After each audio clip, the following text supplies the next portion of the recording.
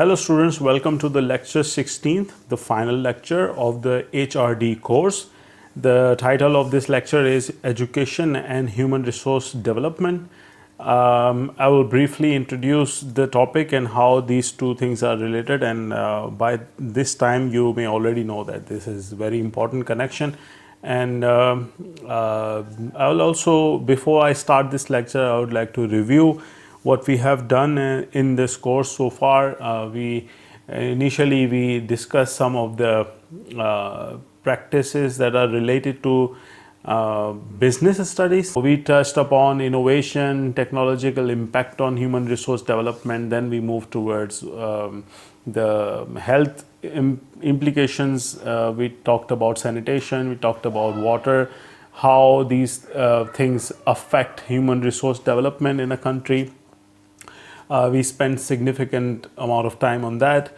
We covered report on poverty, so that to see how poverty affects human resource development. Of course, I did not directly relate poverty with human resource development in those lectures, but the idea was to show that the dynamics of poverty and water, sanitation, hygiene, health, they are not really separate from each other. And this is why in the last lecture, lecture 15th, I discussed a paper, one of my papers on multi-dimensional, multi-sectoral approach towards addressing malnutrition in Pakistan, in which we discussed the improvements in food security are not sufficient to reduce malnutrition. We have to also focus on the awareness about how to better take care of your children. I'm talking about women right now, raising awareness among women, because in Pakistan culturally women are the ones who stay at home and take care of their children. Then we also talked about the importance of having adequate health care, not only for the mother but also for the children. The importance of having vaccinations on time, importance of having prenatal care, also environment. So one or two of the students from your class, they were confused about why we were discussing sanitation and water in this course. The thing is that they are not really separate. They are part of the human resource development framework. And because we are talking, initially we were talking about business studies, now we are talking about economics in grand scheme of things. Health, food, all these sectors are very, very important for development of human resources. Okay, now getting into the lecture. Education, this figure is taken from the previous one of the previous slides, I think 11 and 12, lecture 11 and 12. So we have education right here, and as we will go along, you will see that we will talk about innovation, we will talk about gender equality, clean water and sanitation. So as we discussed in one of the lectures where we extensively talked about SDGs, we were talking about how these are interconnected. So education is mentioned here, and today our topic of the lecture is also education, so that's why I'm mentioning this SDG diagram. And we have also seen that education is a part of Human Development Index. So human resource development also is connected with human development, because human development is the broader spectrum. Human resource development is a subset of it, because we are talking about working population. But education here, even in the broader umbrella, we have this education component right here in terms of mean years of schooling as well as expected years of schooling. So this is what we have seen before, but I wanted to refresh your memory about what we have done in the previous lecture, I think 10, 11, 12. Okay, so when we talk about human resource development, we are talking about material standards of living, character of social and cultural life, and well-being of societies. And these are all related to human resource development. And this is why, as I was mentioning in my introductory few sentences, the agenda for this course should be different from the HRD course that has been taught in business schools. So this is what I'm working on. And next spring semester, I think I will offer a very different course outline. So we have to differentiate between learning and education also, even though the difference is not so important for laymen, but since we are talking about learning about education, so we should differentiate between learning and education. So learning is the process of acquiring new knowledge and expertise in people. On the other hand, education is the subset of learning which is designed to formally impart knowledge through the set of planned activities and rules. So the difference here is that learning is a bigger circle and education is the subset of that circle. Education is planned activity. Education is the set of activities that are designed to give you knowledge.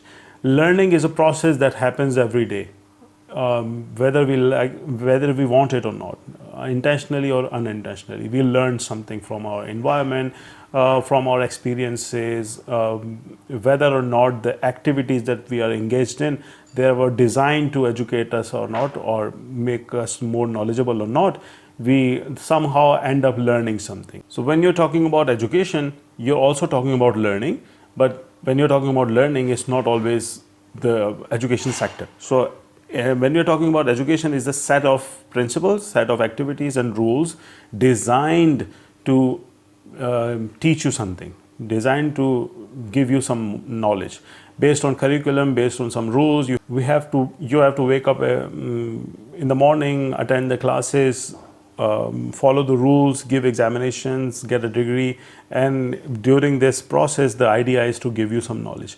But learning happens everywhere. In every aspect of life, you do something, make mistakes, or do something great, be successful, and you learn from your mistakes and from your activities. So education is also learning, but it's a subset of learning. So human resource development is the process of development, and education therefore is the important component of it. And you can see the word human capital here. So it recognizes that human capital is important in development. We are not talking about only growth here. We are talking about sustainable development, and what sustainable development means is that you might have read this definition in your environmental economics courses and resource economic courses. Development that meets the needs of the present without compromising the ability of future generations to meet their own needs. So that's sustainable, meaning that what I'm doing right now might be utility maximizing for myself, but for future generations it might be really bad. So for example, if I achieve my growth and growth in income through polluting the environment, then I might enjoy the development in my life and the people around me right now, but for future generations the air quality, water quality, and other things might be of really poor quality, and it might affect their lives. So sustainable development is something that improves your lives, brings about development in your lives, but not at the cost of deteriorating human development for the future generations. Okay, so in sustainable development, human resource development has an important role to play, and within that, education plays a very important role as well. And today we are going to discuss some of the educational policies in Pakistan. So educational policies in general are and should be context specific. So context could be intertemporal, meaning that something that was relevant few years ago might not be relevant right now. For example, it could be related to demand and supply. If 10 years ago we needed a lot of MBAs or computer science masters, we may not need many master degree holders in business administrations anymore. So comparing the demand and supply, and also of course then there is a talk about quality as well. So we are not going in that detail right now, but intertemporally what it means is that 10 years ago what was relevant might not be relevant right now, and what is relevant right now might not be relevant 10 years later. So policies have to adapt to the changes that our environment is facing. It could also be, policies could also be context specific when we talk about historical and cultural contexts. Some education might be important in United States, for example, might not be applicable here. In geographical sense as well, for example, if a country is like Pakistan, a country that is predominantly agricultural based economy, if the policies that are adopted here are educational policies related to agriculture, are then applied to a country where agriculture is not a very important component in the economy, then the educational policy will not be a good fit in their economy. So geographical contexts are very important, and all the other specific needs of the country that has to be taken care of when you're designing educational policy is context specific. So for a country, we have to study what are the challenges and design a policy accordingly. And we'll see some of the challenges in Pakistan's education sector, and we'll see what the policies are talking about.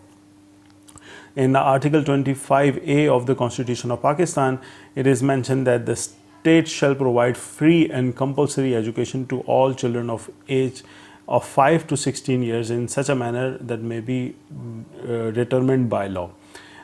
So it is hinting towards giving free education, not talking about quality here, but compulsory education, free education for children aged between 5 to 16 years. And government schools and colleges are supposed to do that.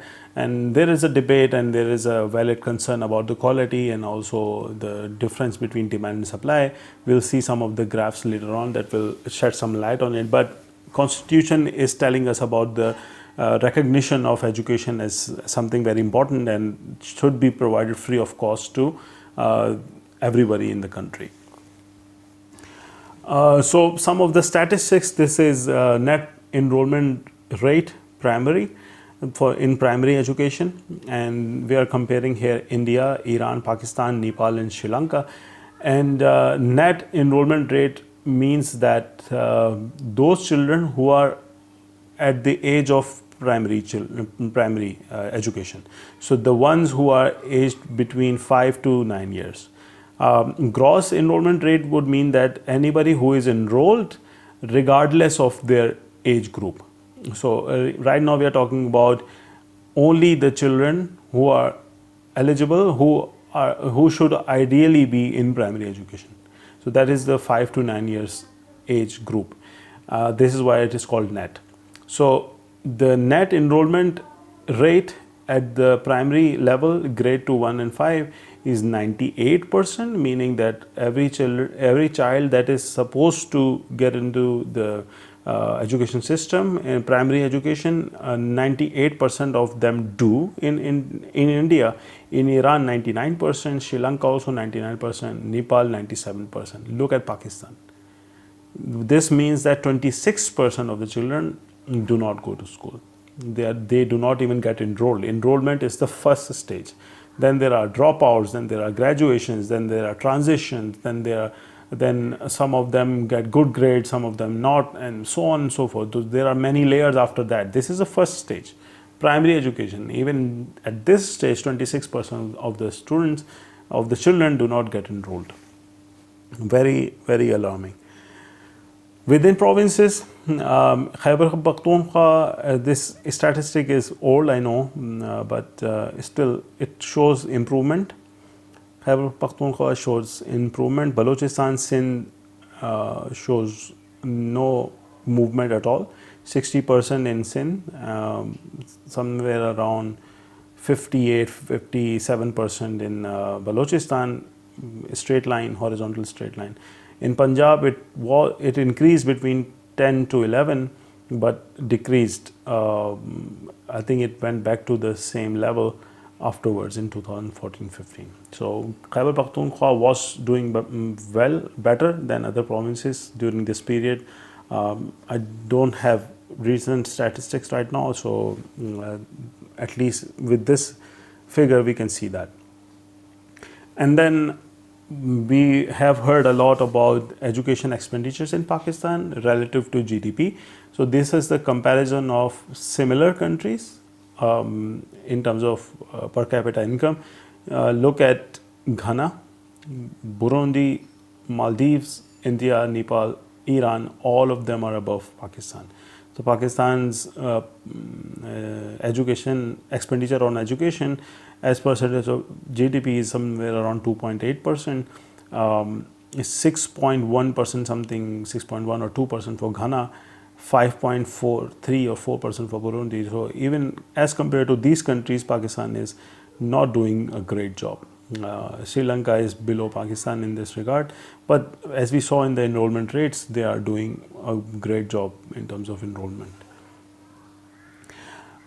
So this is the three figures on the right hand side. These are showing the out of school children, and on the left hand side we have institutes, educational institutes by stages. So primary schools, we have 1,50,571 primary school buildings, middle schools for 4,900, high schools 31,500,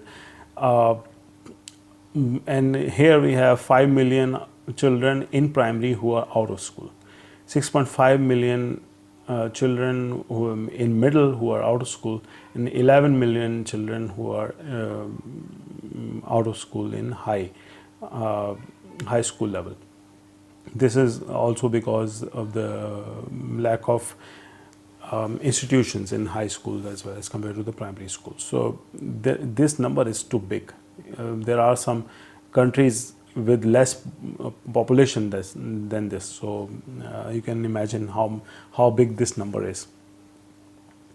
And this is talking about, these set of figures are talking about public-private distribution of enrollment rates and teachers. The important point to notice here is that for middle, for example, we have, out of the total enrollment in middle, 62% are enrolled in government sector institutions, 38% in private.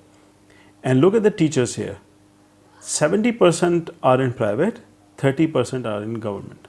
So even though most of the students are going in government schools, teachers are more in private schools. So there is this inequality that has to be tackled somehow. The same is also in high school, and this is something that I wanted to show you by putting these pictures side by side. So the distribution of teachers should also be equal to the distribution of schools, because then if this is not the case, then pupil to teacher ratio would be significantly different in private and government schools.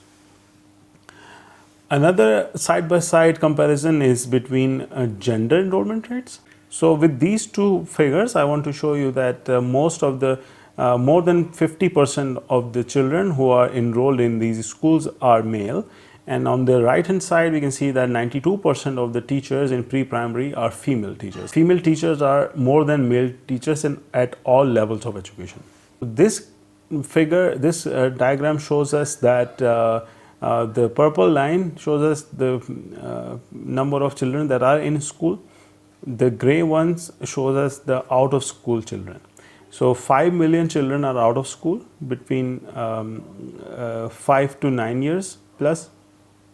That is primary, and this number is out of school children are more than in school children at higher levels, higher than primary. So in middle there are like 300,000 more children who are out of school than the ones who are in school, and this difference is much higher at higher secondary, where about 5 million children are out of school, more than 5 million children more than the ones who are in school are out of school. So this is people to teacher ratio, and so this is what it means, that how many one teacher per how many students. So one teacher per 19 students at pre-primary level in Pakistan. At primary level, one teacher per 32 students, and 21 for middle and 23 for upper secondary.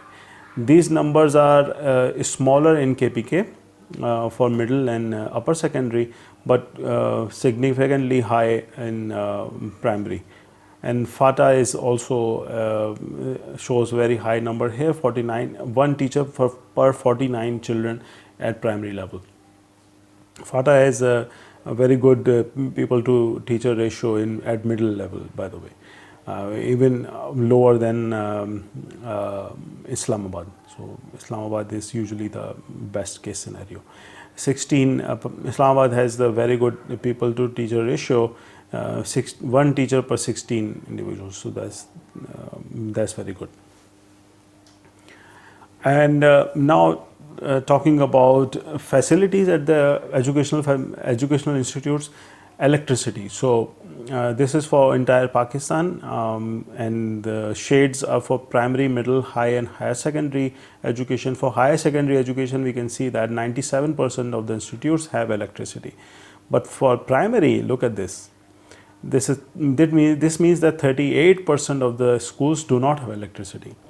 And this is even worse in Azad Jammu Kashmir. So 11 means 89% of the primary schools do not have electricity. 85% in Balochistan do not have electricity. So Azad Jammu and Kashmir, this is in northern part of Pakistan, so the weather might be very nice there, but imagine what students have to face in Balochistan, where weather is very, very hot in most of the year. So this is something that has to be improved very soon. 33%, only 33% of the middle schools have electricity. So ICT, of course, this is an exception, Islamabad, but Punjab is doing a very good job here. So you can see clearly that Punjab primary 91%. These 9% are also problematic because Punjab is housing more than 50% of the Pakistan's population. So, but still, compared to 62% and 15%, look at this 91%. So something to be appreciated. Drinking water, we're not talking about top quality WHO standard drinking water. It's just access to drinking water, availability of drinking water. Azad Jammu Kashmir, 79% of the schools do not have access to drinking water. So something really, really troubling. 45% of the primary schools in Sindh, no access to drinking water. So it's not very far from Balochistan. What's going on here? So something that we should look into. Punjab again is doing a great job here. Access to drinking water is almost 100%. In overall Pakistan, 73% of the primary schools have access to drinking water, 85% of the middle schools, 92% of the high school, and so on. Toilet, especially important for female students, especially in middle, high and higher secondary. Again, a bad picture. 73% of the institutes have access to toilet in Pakistan. 27% do not. That's something that is very, very big. 19% in Balochistan have access to 27%, 35%, 39% primary schools. That's not a very good sight. For middle, 79% in Sindh, 63% in Balochistan, 49% in FATA. So KP is also doing a great job here. So these regions, especially Sindh, because we know the issues that are prevalent in Balochistan. We also know the institutional dimensions, the political and institutional dimensions of AJK, FATA, Gilgit and Baltistan, Gilgit-Baltistan. But what is happening here in Sindh? They have been so there is something to look into, because there is no situation like FATA or Balochistan, but still they are not doing a great job here. That's something we also saw in previous diagrams as well. So something about national educational framework. So these are the 4 priorities that the framework sets its sights on. Priority 1 is decrease out of school children and increase school completion. So one thing is that students are out of school. The other one is to make sure that dropout rates are lower. So that is the first priority. Second priority is uniformity in education. Third one is improvement of quality of education. Fourth one is the enhancement of access to and relevance of skills training. So this last one is about training. It's not about the formal education. Formal education in the sense that the academic education is. Last one is about vocational training linked with skills. So the first one, first priority about decreasing out of school children and increasing school completion. How they are planning to do it is, number one, they want to focus on infrastructure. They plan to introduce afternoon shifts wherever feasible. They want to improve missing facilities in existing schools to attract and retain children. We saw that facilities were not great in some places. Redeploying unused buildings for educational needs, and also gender-based gaps are prevalent. So for female students, some additional focus is required, and policy is looking into that. The second bold bullet point here is the removal of financial barriers. So there is something called Wasila-e-Taaleem, where poor households are provided funds to help them enroll their children into the schools. And we also need innovative solutions, something like Taleemi Razakar program, where young graduates are taught to teach in primary schools. Young graduates from high school, for example, are taught to teach in primary schools. So this is something innovative. And non-formal programs involve community mobilization, so that community creates an environment in which every child goes to in school.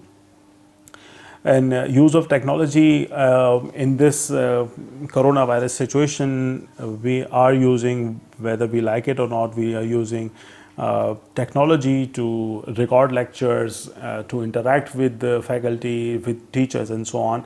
So this is something that can be used in the longer run as well, especially when it is difficult to reach far-flung areas. Technology can be useful where good quality teachers can be based in some other place, but they can teach in remote areas using technology. And also educational management information system can also be used to monitor the progress of the education system, the schools and colleges and universities. Uniformity in educational standards. So there are different systems in Pakistan, private schools, government schools, madrasas, international schooling systems. So the priority is to make sure that the curriculums are standardized, and learning standards and teaching standards are similar across different systems. Curriculums are up to date. Regulatory bodies are strengthened, and there is general sense of awareness about education in the communities, especially in poor rural areas. Third priority is about improving educational quality.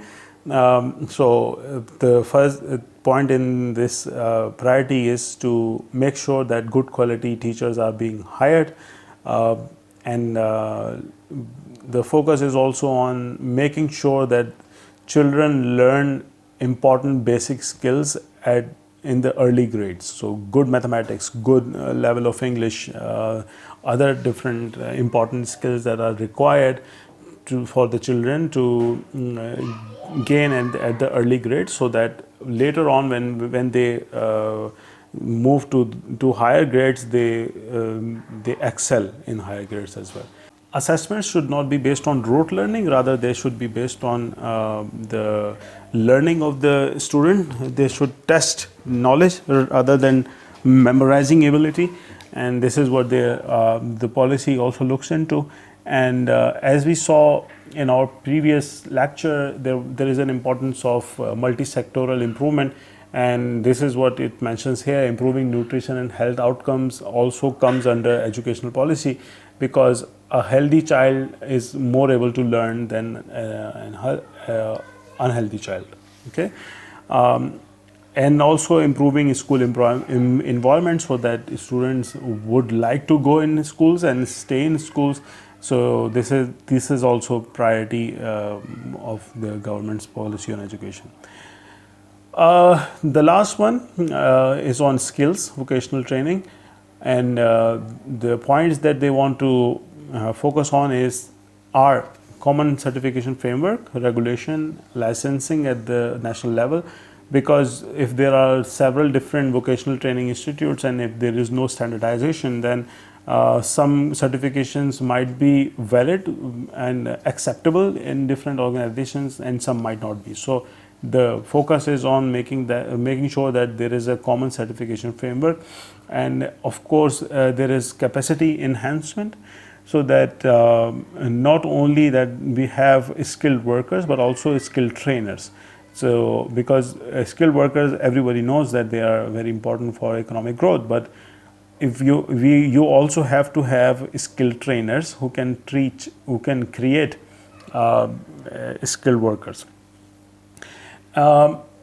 Improving quality and relevance of courses offered. So the courses, especially the ones that are related to technology is improving every year. So the courses should also be adapting to the changing nature of environment and technology, so that the certificates are up to date, not only in terms of the requirements in Pakistan but also in other countries as well. We also need to have, as we saw in previous priority as well, relevant testing mechanisms, so that we can efficiently test whether the worker knows what they have been taught. And related to the first 3 points, strengthening the institutional framework, meaning that the courses that are being taught are applicable and acceptable in Pakistan as well as other countries, by using competency-based curricula and adherence to the newly developed National Vocational Qualification Framework, so that there is accreditation with the international bodies, meaning that the Pakistani certificate would be acceptable in international labor market as well. And also the curricula is matching the standards of the international vocational training institutes. Industry should be involved so that the trained individuals can be hired in the labor market, and also they could provide feedback in improving curriculum, and also some of the workers from industry could be hired as the trainers in the institutes. TVET here means that technical and vocational educational and training. National skills information system is required, because we need to know the demands of the skills, and vocational training and also the mainstream academic education should cater to the requirement of the labor market. So management information system of this sort can highlight the deficiencies in some of the sectors, the requirement of the labor force, and then vocational institutes can help them fill that void. And concluding remarks, on this lecture, education is crucially important for HRD, and Pakistan is facing serious challenges in this sector, and the challenges range from basic awareness about the importance of education even in this age, and also about the basic infrastructural needs, electricity, missing electricity, access to water, sanitation. These are very, very important, not only to convince students, parents of the students to enroll their children in the schools, but also to keep them in schools. So because enrollment is important, but completion of the schooling is also very, very important. National education framework highlights some important areas for reforms, but it's one thing to write a policy, it's a completely different thing to implement the policy. So the policy highlights very important points, very valid points taken from research, of course, but they will be as good as the implementation framework. So that's it for the last lecture of HRD course. I hope that my next lecture is in front of you face to face, and I wish you happy Eid. Hopefully see you face to face soon, and good luck with your exams. That's it from me. Okay, thank you so much.